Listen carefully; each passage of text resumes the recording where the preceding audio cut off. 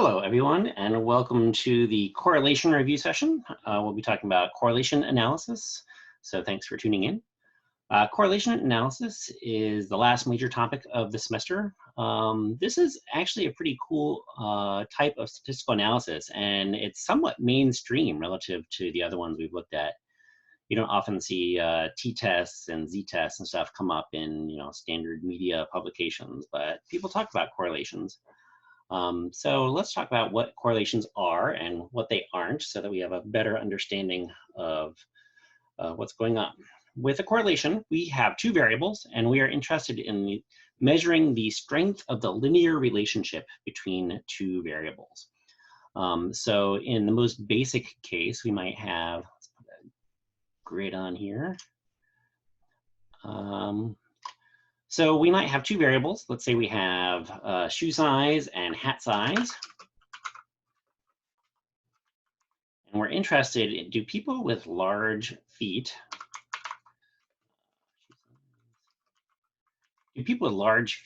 also have large heads? And so we can look at this idea with a correlation analysis. So if we had a person with large feet here and high on the shoe size axis, and they also had a large head, then they would be here.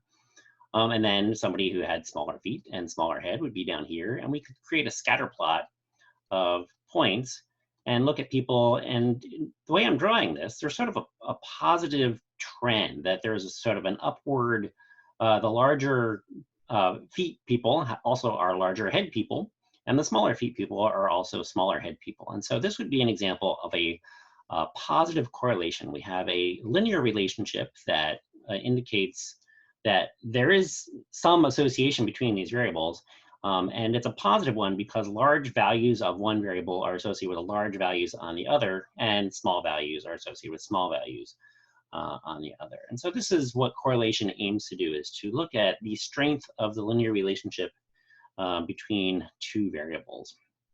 And so we measure the correlation with a new test statistic.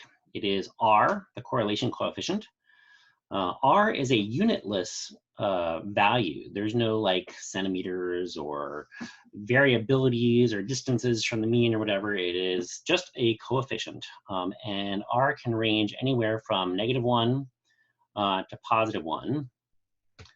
And the closer the absolute value of R is to 1, then that shows a very, very strong, then that would show the strength of the relationship. So a value of 1 or close to 1 is going to be a very strong relationship. So a graph might look like, if everything were exactly in a straight line, this would be an R of 1, assuming that all those dots are perfectly lined up.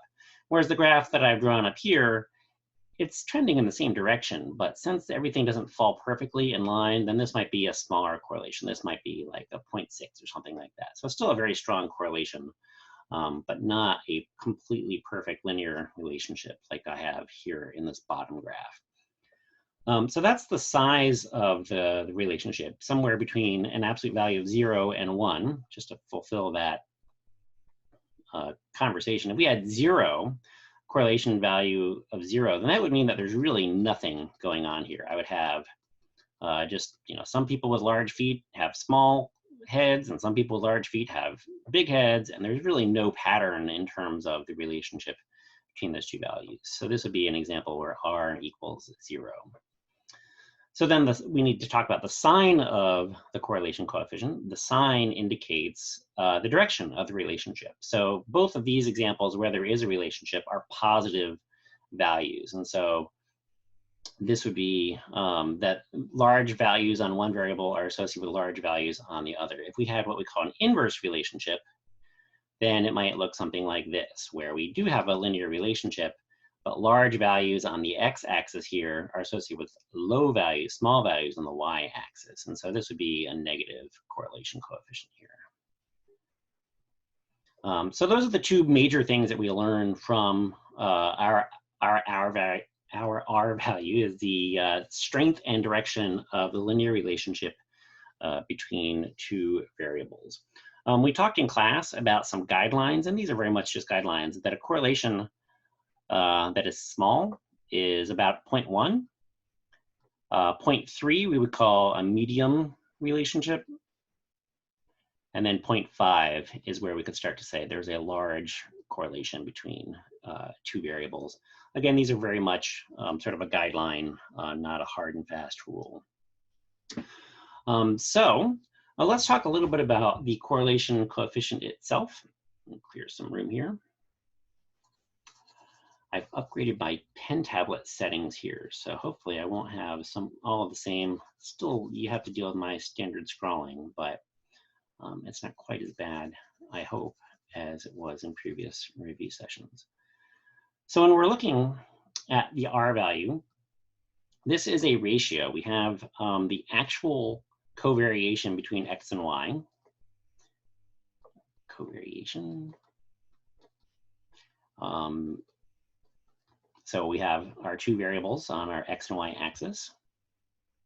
And then that is compared to the maximum possible covariation between X and Y. And so that's why you can never have a correlation coefficient that is greater than 1, because obviously the actual covariation could equal the maximum possible, and that's what leads us to an R value of 1 or -1.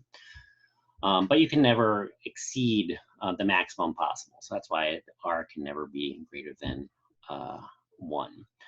And we have a formula here that I'm going to write out here. I'm going to do a full hand calculation towards the end of the review. I want to talk about some conceptual stuff first.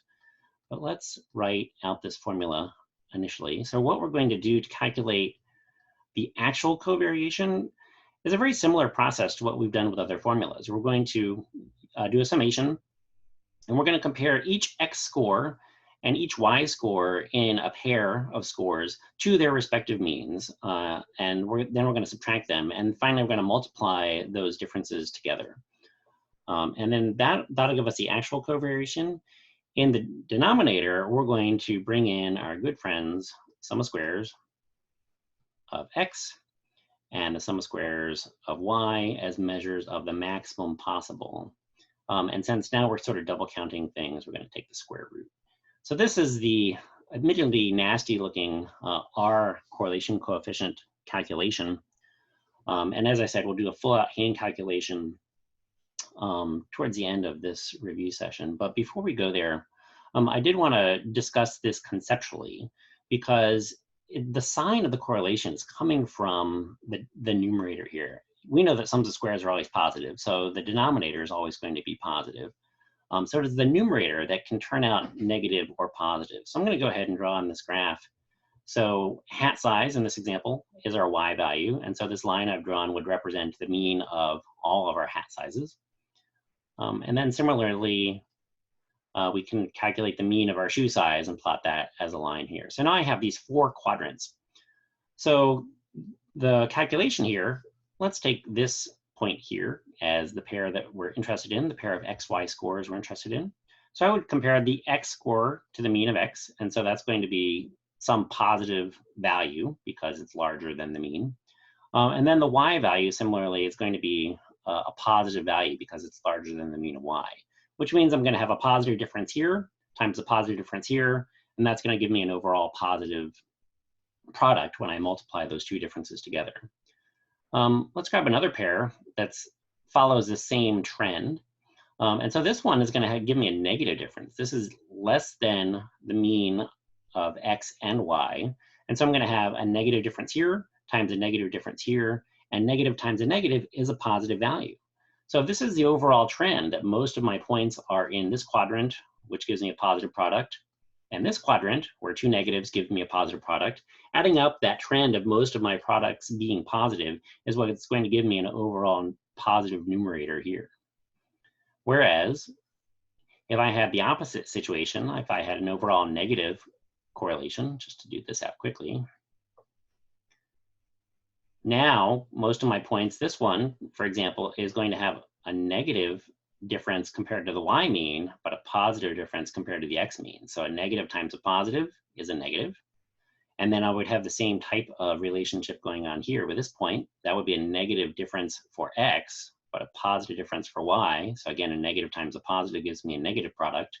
So if I add up a whole bunch of negative products, because the trend happens to be looking in this quadrant and this quadrant, then that would result in an overall negative numerator for R, and that would turn my correlation coefficient negative. And you can see that this looks like a negative relationship or an inverse relationship, because high values of X are associated with low values of Y, and the opposite is true for the values in this quadrant. So that's how we can look at, conceptually, understand how the correlation coefficient is communicating at least the sign, whether it's an inverse relationship or a direct relationship. All right, so we'll come back to this formula in a little while. Let's talk about some other important concepts associated with correlation. I'll go ahead and clear all this out for now. So we talked about correlation is not causation. And this is one of the most fundamental misunderstandings that you see in media and in general use, sometimes even in academic use. They think that just because two variables are related to each other, that they are therefore causing each other. And to piggyback on our hat size, shoe size thing, having large feet does not cause you to have a large head, nor the other way. Having a large head does not cause you to have large feet. So we talked about two explanations why, even when things are correlated, they may not be causing each other. And so one is reverse causality. So there might be a causal relationship there, but we don't know which one is causing which. And I think the classic example from the philosophy department is the chicken or the egg. Do I have a whole lot of chickens because I have a whole lot of eggs, or do I have a whole lot of eggs because I have a whole lot of chickens? Well, one might be causing the other, but I can't say for certain which direction that causal relationship goes. All I know is that it's correlated. I have a whole lot of chickens and I have a whole lot of eggs. And then my neighbor has very few chickens and very few eggs. And so there is a correlation there, but we can't exactly point to the direction of the causality. And then the other circumstance is perhaps a third variable problem. And I have my two XY pairs, which may be correlated, but they're not causing each other. I think the classic example that I see in a lot of textbooks is they talk about the murder rate is strongly correlated with ice cream sales. And it's not that, murderers are going out and doing their horrible crimes and then they're like, hey, let's grab a cone. That sounds like a good way to cool off. No, it's in fact that both are influenced by a third variable, which is hot weather. Hot weather obviously makes you more likely to go and grab an ice cream, but yes, hot weather also makes people maybe short-tempered and more likely to go on murdering sprees. So it's always important when you see a correlation, rather than attribute a causal relationship between X and Y, to maybe speculate that there might be a third variable that has an influence on both X and Y, and there could be a causal thing going on there. So another example I have of this is with when people respond to fires. I've noticed that there's a strong correlation between the amount of damage in the fire in dollar values and the number of firemen that show up. And so you could think, okay, so there's a correlation there, but it's not a causal relationship in terms of like the firemen are showing up and then they're doing a whole bunch of damage, because why not? Or that, the firemen are only showing up to really high damage or high value buildings or something like that, that those are the only ones where you get a high fireman response. No, it's actually that the size of the blaze, the size of the fire is going to influence both the number of people that respond to the call and to the amount of damage that would be done by that. So there's another example of correlation not being causation because there's some extra thing going on, a third variable that's influencing the two variables that you're actually measuring. Okay, so let's move on. One thing that comes up is sometimes on quizzes, she will ask us to come up with examples of different types of correlations. And so if we want to talk briefly about some positive correlations. So one way that I would suggest is a good way to come up with examples is to come up with time as a variable, like as your X variable. And you can think of time as like during the time of day or time of your life or something like that. So for example, if we wanted to come up with a positive correlation, then maybe we could have age here, and then the other one could be number of prescriptions that you have. So we would tend to see, you know, young people tend to not have a whole lot of prescriptions going on, but I know that my parents have a whole lot more prescriptions than they did when they were younger. I have more than I did when I was younger. And so there's a sort of a positive relationship. As people get older, they tend to have, you know, blood pressure medicine and all those sorts of other things going on. So that's an example of a positive relationship. And so this is following my tip of putting some time variable. We could also do like time of day as a way to come up with a positive example. And I think of like number of pizza slices eaten. Because yes, some people will wake up in the morning and have a couple slices left over from last night's pizza event, but more likely people are going to have that for lunch, and then even more likely in this example for dinner.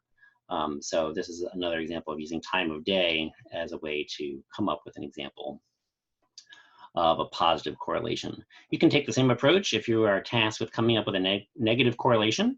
We can do time of day, and sticking with our food theme, maybe this is bowls of cereal. I would say this is a negative relationship because, yeah, you're going to have most of your cereal in the morning, and you might have an extra bowl of Lucky Charms or something for lunch. But I think the overall trend, if we talk to people in Commons, would be this pattern where as time goes on, people are having less cereal, and so there's a negative relationship there. And then to do the age thing with a negative relationship, we have age, and this is the maybe cartoons watched. I'm gonna go right over the x-axis there because that's just the time we live in. All right, so I know my kids watch a whole lot more cartoons than I do. I'll still catch The Simpsons or something like that in there. But I think that there's a negative relationship between how old you are and the number of cartoons you're choosing to watch. So that would be an example where you can use time to come up with a negative correlation example. Okay, so with that out of the way, let's talk about the factors influencing correlation. Let's clear all this out. So these are some important concepts to understand when you're interpreting a correlation. And all of these are bad. I just want to start off with, all of these are non-desirable things. And so you should know what these are. You should know what the name of them, what the name is, and be able to identify them from a scatter plot, for example, describe a situation where this would be created, and then most importantly, how this is going to impact your correlation coefficient. So let's start with number one, number exclamation point, restriction of range. Okay. So we'll do a bunch of scatter plots here. So restriction of range. So before we get into this example, let's talk about analyzing scatter plots a little bit. So as we've been looking at scatter plots here, so if I just do like this cloud of things, we talked about the major and minor axis. So if I draw a big oval around all the points of my scatter plot, then I can go ahead and draw basically the slope of this line, and then perpendicular to that. So this longer one would be the major axis, and this shorter one that crosses it is the minor axis. And so the bigger the difference in the length between my major and minor axis suggests a stronger relationship between them. So to contrast that, if I had, here, all right. So if I had a less strong relationship, but still positive here, then when I draw my big oval, this is going to have a wider minor axis. And so I would say that the graph here at the top would have a stronger relationship, and this one would have a weaker relationship. This is all just based on eyeballing the major minor axis in the scatter plot. So that's a good conceptual approach to understanding these graphs. So with that in mind, now we can talk about this restriction of range phenomenon.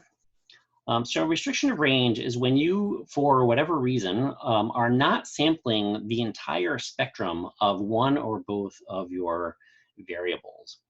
And in which case, what that's going to do is it's actually going to give a false impression of the strength of the relationship. It's going to decrease the absolute value of your correlation coefficient. So I'll write that in here, decreases R. And so let's say that I had a nice, strong, positive relationship here. We talked about psych and law, so we'll do a psych and law example. So let's say we're talking about the severity of the crime and then recidivism. Recidivism, yes. So recidivism is the likelihood that you are going to commit a crime once you're released from jail. So these are people who've committed a crime, they've been imprisoned, then they're released from jail, and how likely are they to return to a life of crime? So based on this graph, this suggests that if you have committed very serious crimes, arson and murder and all those sorts of things, then you're much more likely to return to a life of crime when you're out of jail. Whereas if you're in there for, jaywalking and, light treason and those sorts of things, then you're much less likely to go in there and return to a life of crime. So let's say that we, instead of seeing this nice, strong, positive relationship, we had a restriction of range problem. We're hanging out at the court where, they're not prosecuting the jaywalkers, but they're also not doing the murderers. They're only getting like this range of crimes, not the least serious nor the most serious types of crimes, which means that I'm going to be leaving out some of the people in this original graph. I'm only going to be getting, the people here, which now I've greatly decreased the length of my major axis. I'm going to be really reducing the strength. If I ignore this part and this part, this doesn't look like much is going on at all. I could add a few more dots here. But by having a restriction of range problem, I'm really reducing the strength of the relationship that I'm able to see in my correlation. So there are lots of different ways that you can inadvertently have a restriction of range. In this example, I'm just collecting data only from one type of courthouse. And so it's not I'm intentionally doing this, it's just maybe a data collection or methodology issue that is leading to this type of problem. And a restriction of range is always going to decrease the value of R. So that's something to pay attention to and something to avoid. All right. So sort of the opposite of that, go ahead and type this in, is extreme groups. In extreme groups, what can happen is I am failing to include that middle section. So let's clean this up here.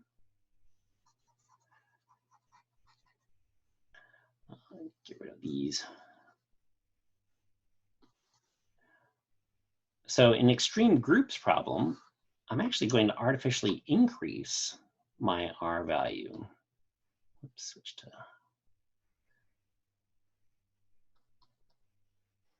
And again, this is not desirable. My goal is to get an accurate picture of the strength of the relationship.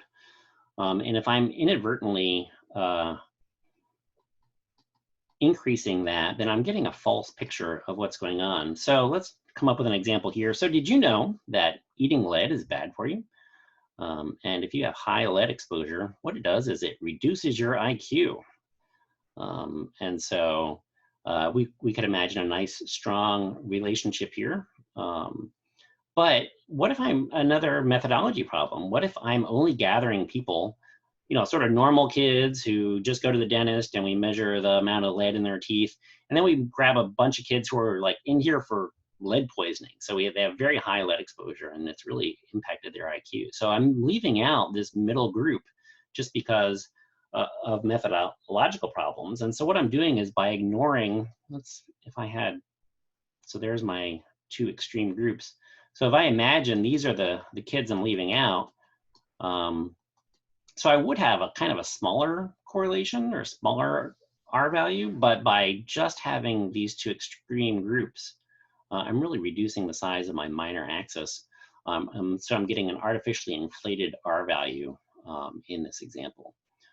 So extreme groups is when it's sort of the opposite of restricted range. Instead of only sampling a short part of the values, possible values of one of our variables, we're only grabbing the most extreme, the smallest and the largest possible values on one of our values. And that's going to artificially increase the correlation coefficient or the absolute value of our correlation coefficient.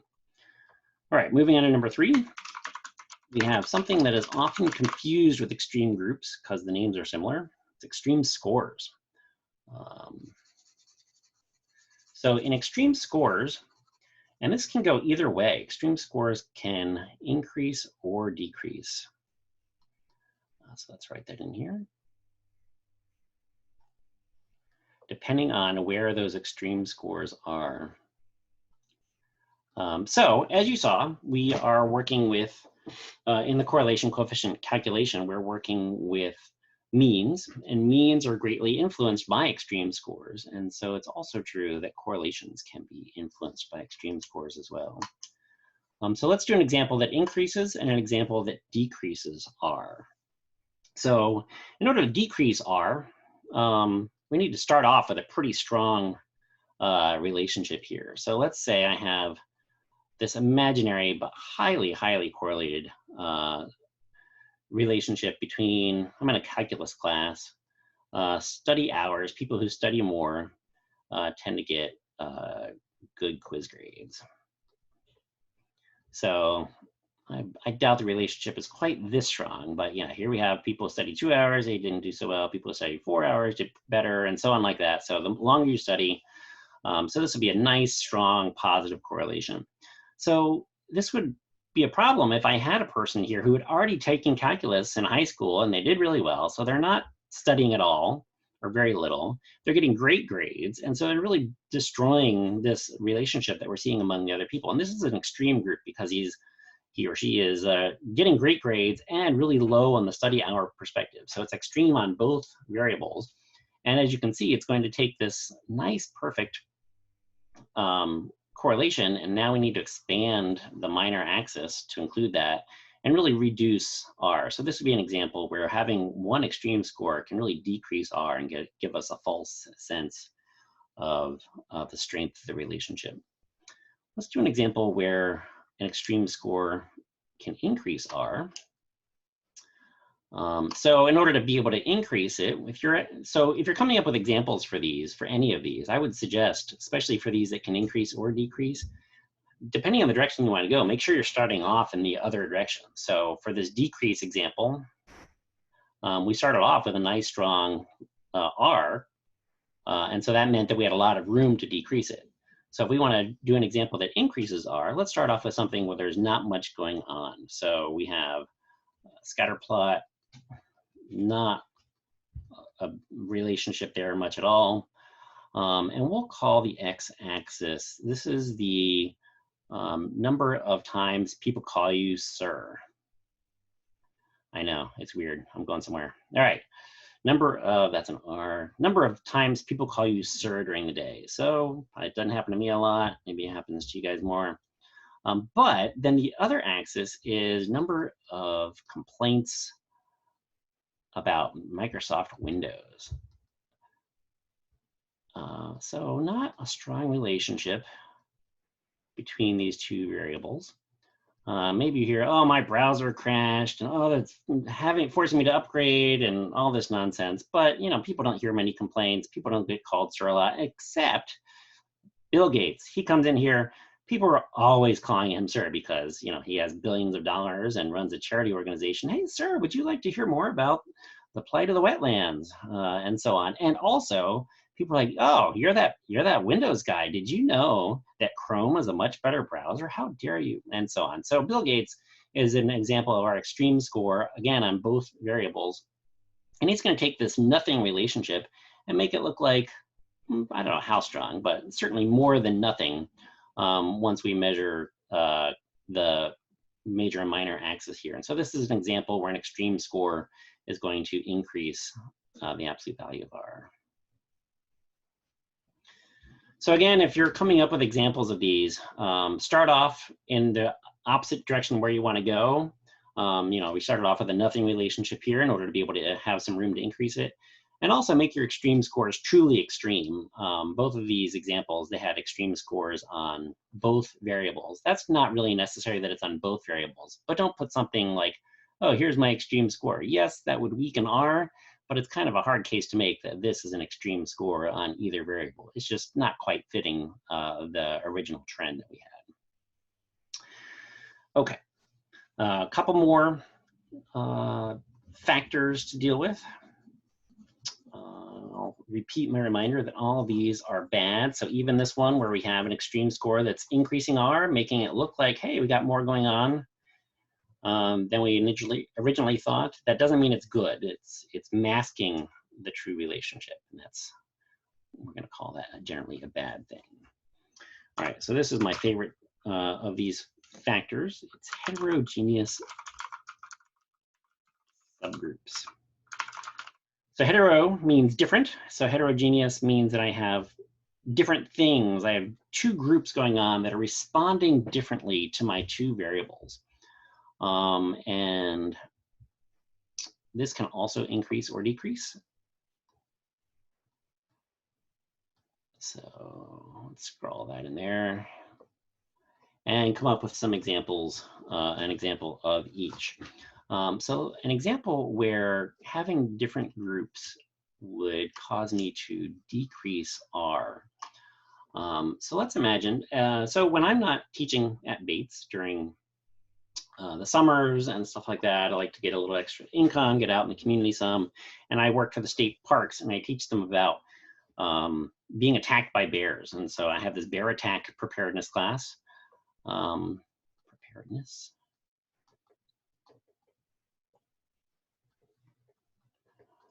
And I talk to people at the beginning and I talk to people, midway through the course and at the end, and ask them how prepared they feel for bear attacks and what their fear of bears are. And as you might imagine, it's a nice negative relationship that the more prepared they are, the more they feel like, okay, even if I come up across a bear, I'm going to know how to deal with it. I got my pepper spray. I know which way to run, all those sorts of things. And so that's a nice negative relationship. We'll call that for normal people. But I might have a heterogeneous subgroup, a group of people that are not normal, that are responding differently to these two variables. And we'll call this group paranoid ursophobes. Paranoid ursophobes. And these are people who are already scared of bears, and they're going to come in here. And the more we talk about, bears have like these 6-inch claws and they can like bite through a car door. And these people are just going to get worse and worse. Their fear of bears is already high. The more we talk about bear attacks, it's just going to get bad and badder. And so these people, paranoid ursophobes, have maybe a slight positive relationship between these two variables, whereas our normal people call these, not P, we'll call it this an R value of less than 0 because it's a negative relationship. These people are an R value greater than 0.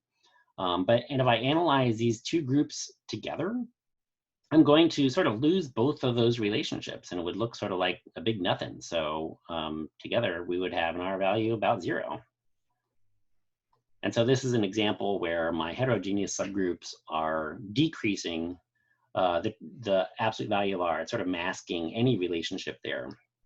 So I just want to step back and describe exactly what makes this a heterogeneous subgroup, is that I need to have two groups in there that have some relationship with these variables that is different from the other group. So it could be one group has a relationship, the other doesn't. It could be like in this example that one's negative, one's positive, but it's important for them to be heterogeneous, that they have a different relationship with these two variables. All right, so let's do an example where we are going to increase R.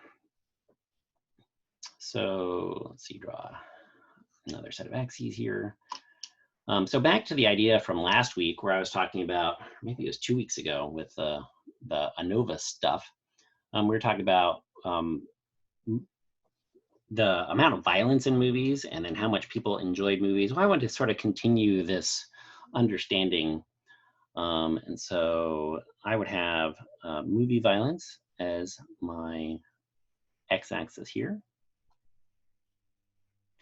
And then the enjoyment of the movie as my y-axis. And so in order to collect some data here, first I went down to the local nunnery and I said, hey, why don't you pick out a movie and I'll measure how much violence is in it and I'll measure how much they enjoy it. And of course they picked out some pretty low violent movies, Sound of Music, Sister Act 1 and 2, which are great movies, but they're pretty low on the violence quotient. They also rated pretty low enjoyment here because, you know, they're nuns. They're like, we could be helping the poor and those sorts of things instead of just watching movies. So they had um, maybe a slight negative relationship here. But most of them, they chose pretty low violent movies and they were not ranking high enjoyment. So then for my next data gathering effort, I went to Death Row. And I'm like, hey, why don't you guys here on Death Row, why don't you pick out a movie and we'll measure some stuff about it. So they picked out, you know, Scarface and all these great crime movies, a lot of violence in those movies. They loved this stuff. You know, more violence is better, but in general, they were having a pretty good time because they were watching movies instead of hanging out in their cells. So these people, a slight positive, we'll call it like maybe like a 0.1. The nuns here had like a negative 0.1. So no strong relationships in either one, but they do have a different relationship for these are nuns, and these are, we'll call these prisoners. But this is heterogeneous subgroups. They're responding differently to these two variables. And so if I make the mistake of analyzing them together, then I'm going to have what looks like a very strong positive relationship, which is not true for either of my groups. And so this is an example where my heterogeneous subgroups is artificially increasing the absolute value of R, giving me a false impression that there is a strong relationship here when there's not really for either of the groups when they're isolated separately. So the cure for the heterogeneous subgroups is to recognize that this is happening and then, yeah, do a separate analysis for your different groups. One common mistake that people make when they're trying to come up with examples or create examples for heterogeneous subgroups is it needs to be some third component, third variable that is causing your subgroup. So you can't have your different groups being defined by one of your XY variables. So if I went back to my height and hat size, and I said, oh, I had, you know, some short people and some tall people, and so those are different subgroups. No, short and tall is defined by your X variable, your height, and so that wouldn't be a good example of heterogeneous subgroups. That's just maybe more of an extreme groups phenomenon.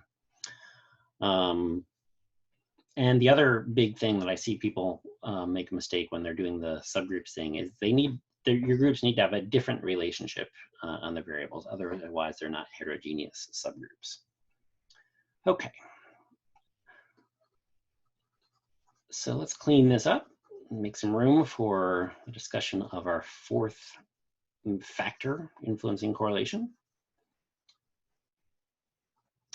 And nearing the end, there's 6 total. So we're nearing the end of our factors. And so make some room here. Number 5 is nonlinearity.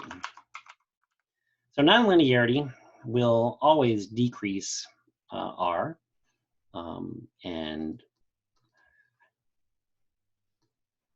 my scrolling is coming back, decreases the absolute value of R.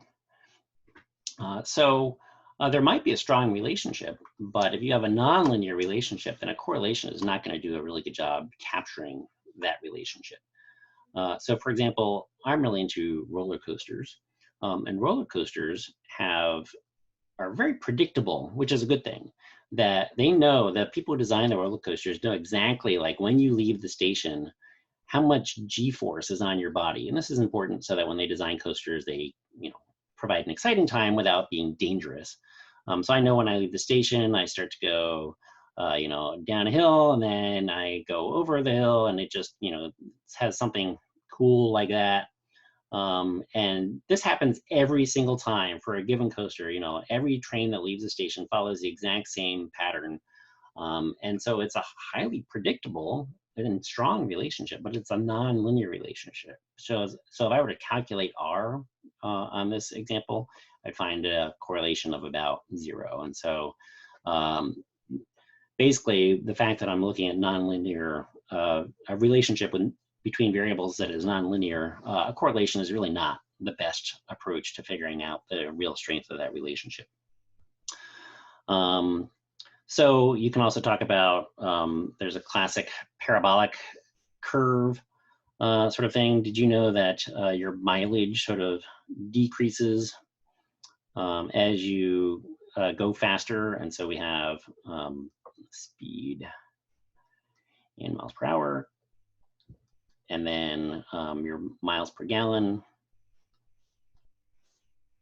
So there's a certain point where I'm getting some more efficiency, but then that sort of tapers off here. And so this is another one where there's sort of a positive correlation, but the relationship is a nonlinear relationship. And so that is not best measured with a correlation. Okay, last one. And the last one is measurement error. So it makes sense, I think, that if you are not accurately measuring your variables, then you're going to lose track of possibly very strong relationships. So measurement errors are always going to decrease R. Let's write that in here.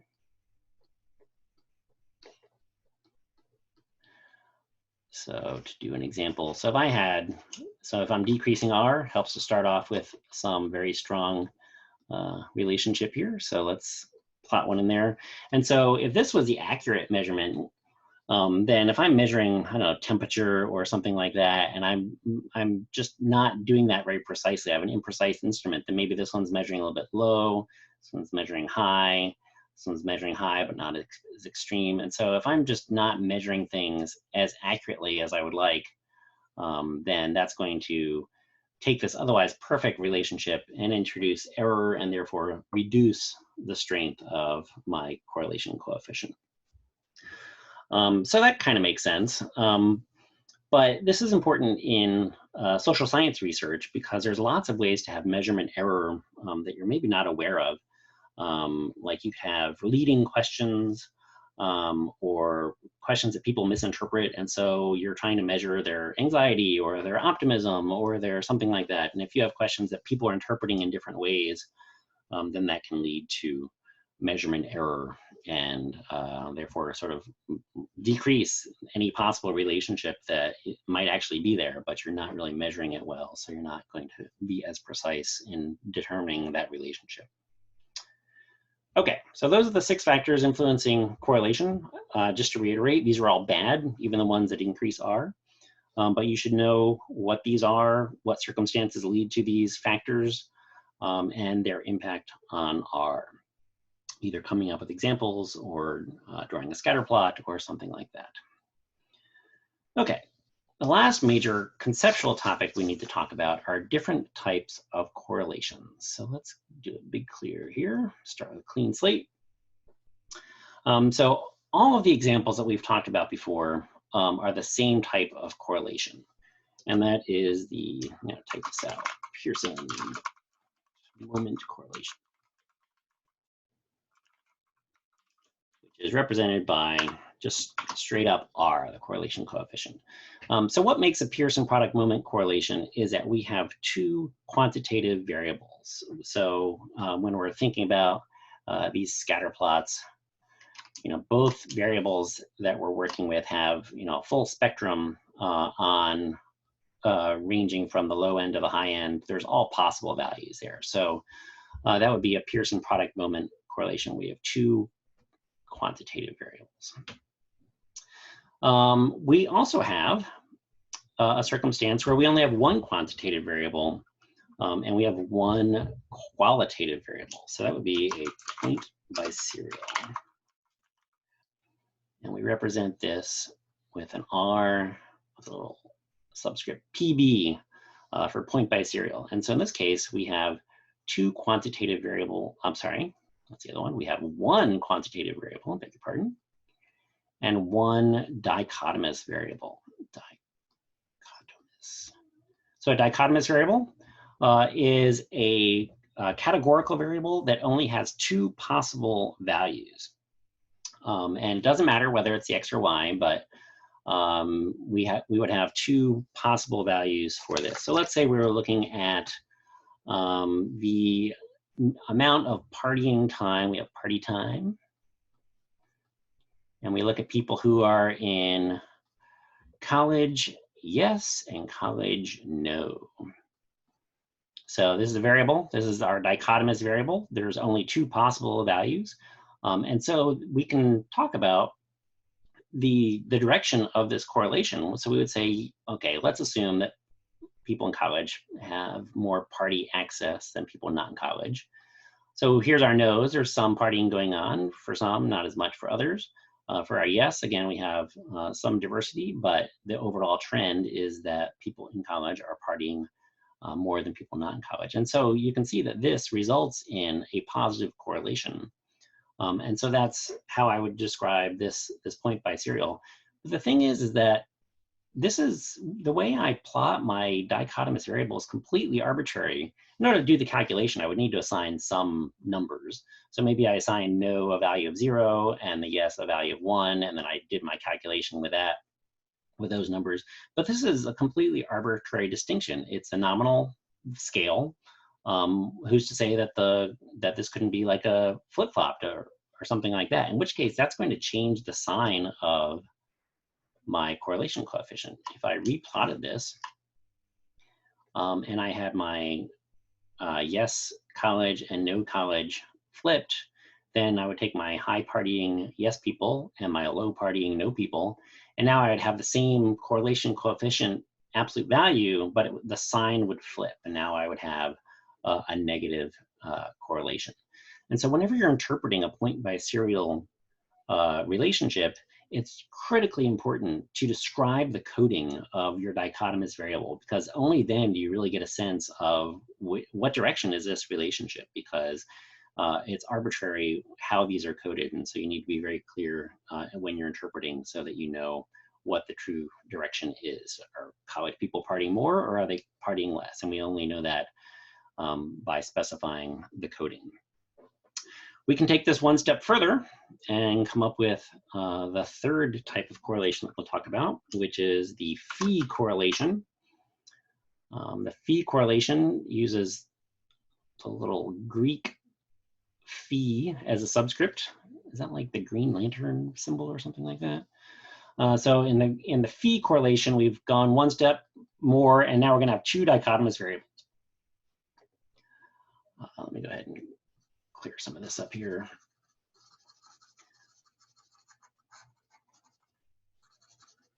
And so in this case, there's only two possible values for both of my variables. And so this is where a scatter plot gets a little bit weird. So let's say I have one of those variables. I have my college yes and no people. And then I have, do you eat breakfast regularly or not? So let's just say simplified. Did you have breakfast this morning? So there's my yes and there's my no. So at least when I was in college, I tended to sleep through breakfast because holy cow. So if that's the overall trend, so my college yes people tend to skip breakfast. So I have everybody there, and then my college yes people, there's a few people who have breakfast, but not as many. And then my no college people, they're waking up, having a big breakfast, so that's good. And then my college no are less likely to skip breakfast. And so I have a few dots there. So the way I've drawn this, you can see that there's sort of a relationship that I have more people here and here. So if I were to plot my line here, this would look like a negative correlation between college and breakfast. And so you can see here that since both of these codings are completely arbitrary, flipping one of them would make this a positive correlation. Flipping both of them would make this a negative correlation again. And so it's super important when you're interpreting phi correlation, exactly how your dichotomous variables are coded.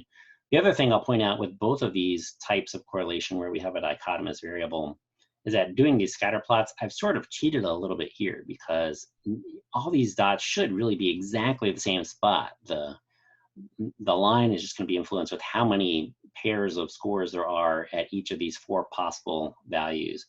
And just like the point by serial, you know, I had dots here and I had dots here. It doesn't make sense to have anything here on the x-axis because there's only two possible values on the x-axis. So be careful when you're drawing scatter plots from any of these that have a dichotomous variable, that you can't have a scatter plot that is cheating and putting values in where values actually can't exist. So that's the phi correlation. And then the last one that we'll talk about is the Spearman rank order correlation. Let me add that to our list here.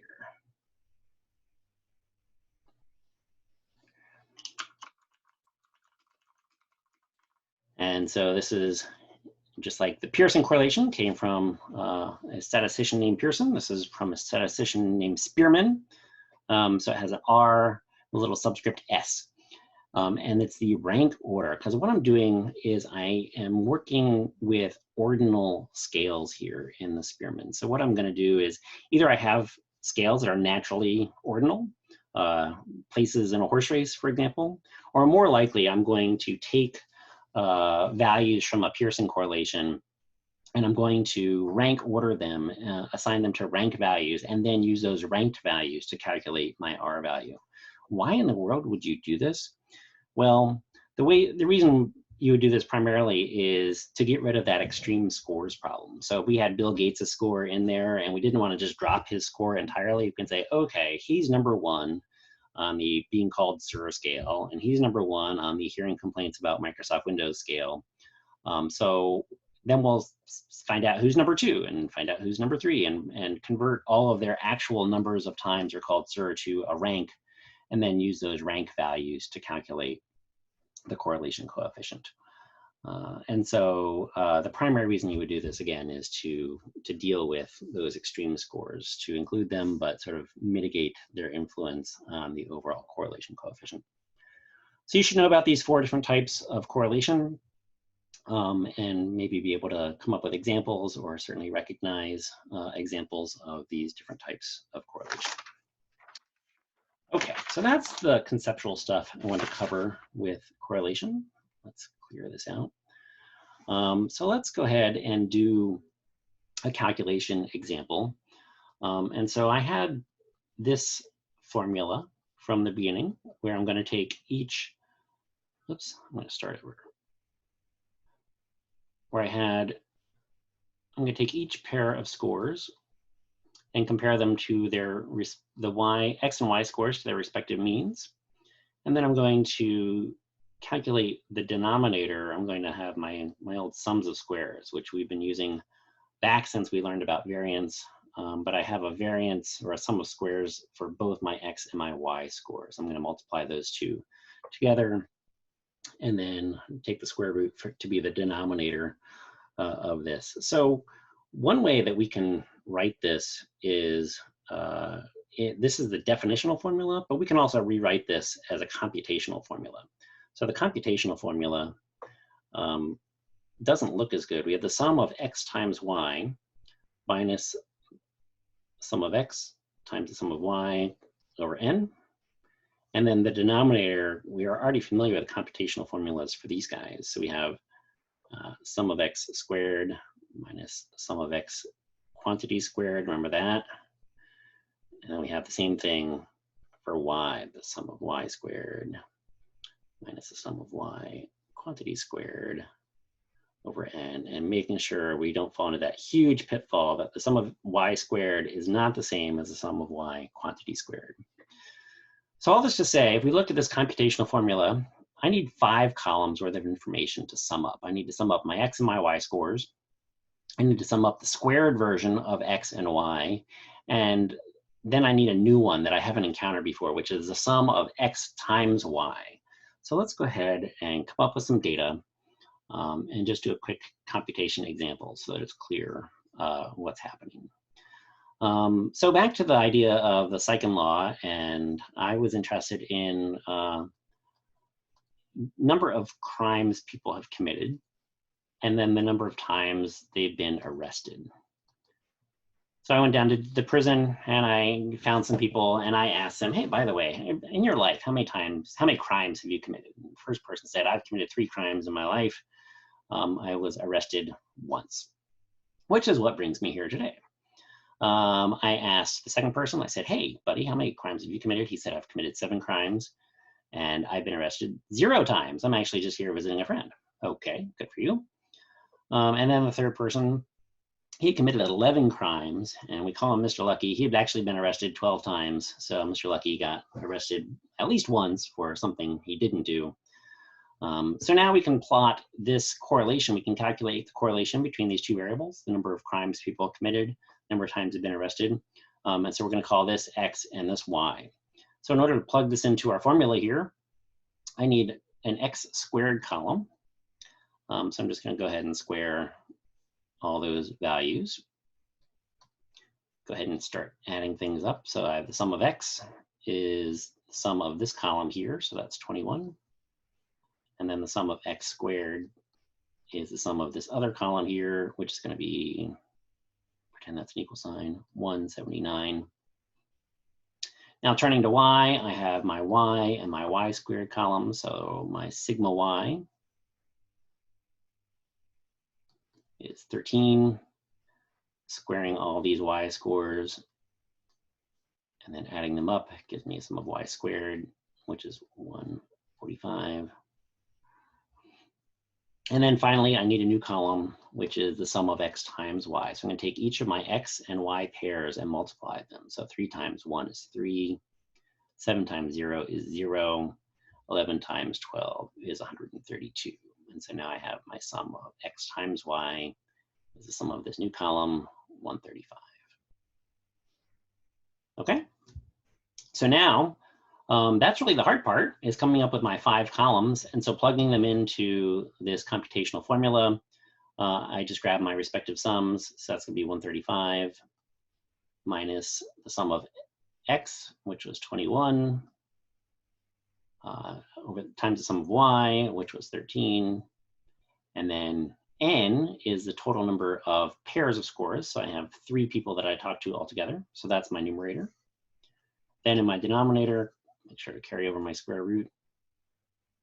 I have 179 is my sum of X squared minus 21 squared over 3. And then do the same for my Y scores. Bring in my 145.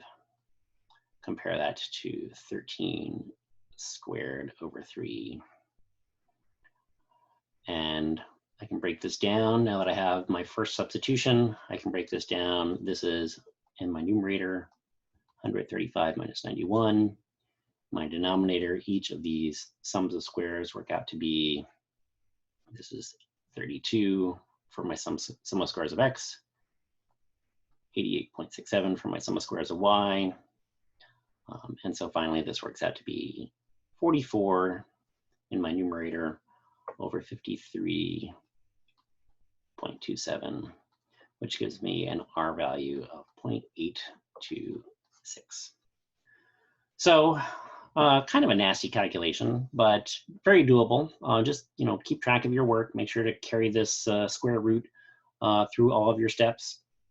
And then, of course, you should get a value that doesn't exceed 1. It's okay if it's a negative value, but that negative value, if you do have 1, should be coming from your numerator. And now I have R equals 0.826. So to interpret this, we talked about R of 0.5 or larger being a large correlation. So this is a very high correlation. It's a positive value. So that means that the trend is that people with high crimes tend to also have high numbers of arrests. If I were to write this out in APA style, I would need to include the degrees of freedom. The degrees of freedom is n minus 2. So in this case, I have 3 people.